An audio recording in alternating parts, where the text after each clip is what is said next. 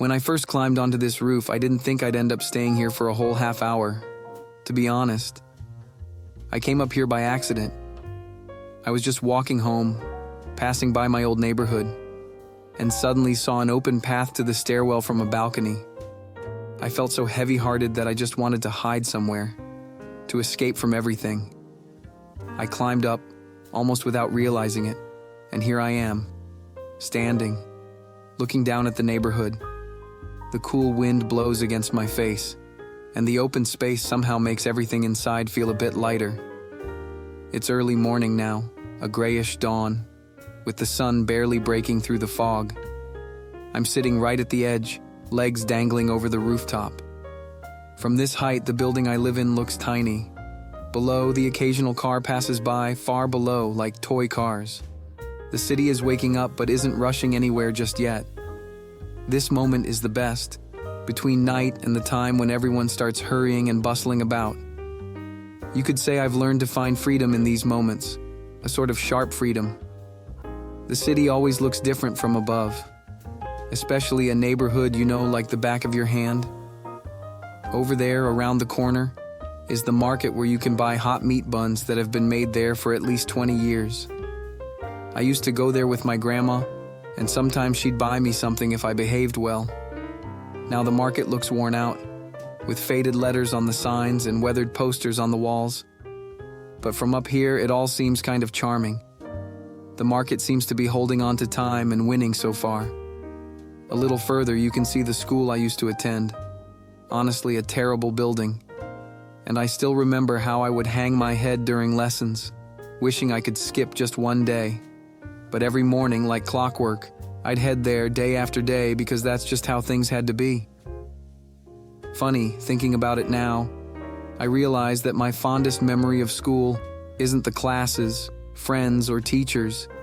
It's the moment right after the bell rang, when I would step out onto the school porch and take a deep breath of the free air, with a special scent coming from the nearby river.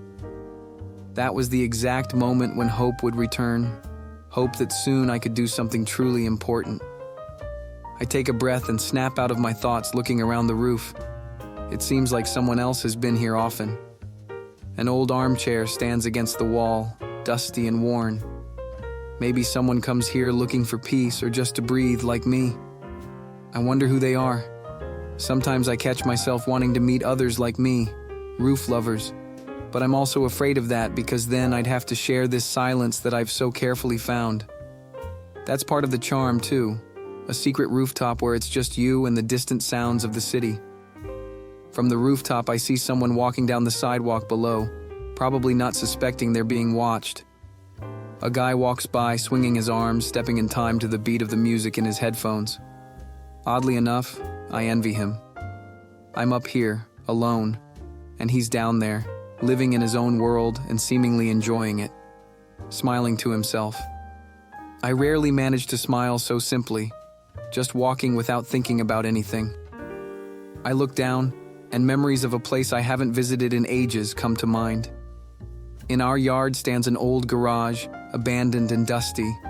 Outside, it's painted blue, but time has worn off the paint, and rust shows through the cracks.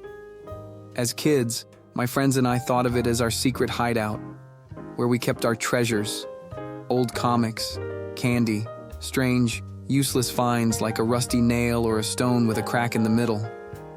We believed it was magical, and each of us would make a wish when we found it. I did too, and, I still feel that I was happy back then. Once, I even thought about going back and checking if any trace of our hideout remained, but something more important always came up. I wonder, are childhood wishes so fragile? Or do we just forget about them as we grow up? Sitting here on the rooftop, I feel as if I come alive. I see my past, my present, and even a bit of the future I'm afraid of. Right in front of me, I can see the house of a girl I once thought about. We met in childhood at camp and immediately became friends. We wandered through the forest together, sharing secrets. She was the first person I showed our hideout to, and at that moment, I shared the only bun I had brought with me. We were kids, and maybe it was just a moment for her, but I still remember how she laughed and said she'd become an astronaut. Strangely, to this day, every time I think about the future, I remember her dream. Back then, I didn't know what I wanted, and she would boldly state her desire to be an astronaut, to see the stars. Years have passed, and I wonder what she became and if she remembers anything about those childhood days. Every time I look at her rooftop, I catch myself thinking that I lack such a simple wish in my own life. I hear the quiet hum of cars below, bringing me back to reality. I glance at my watch. It's been over 10 minutes on the rooftop, and although it feels like time doesn't exist here, it's time to go. I feel my heart grow heavier.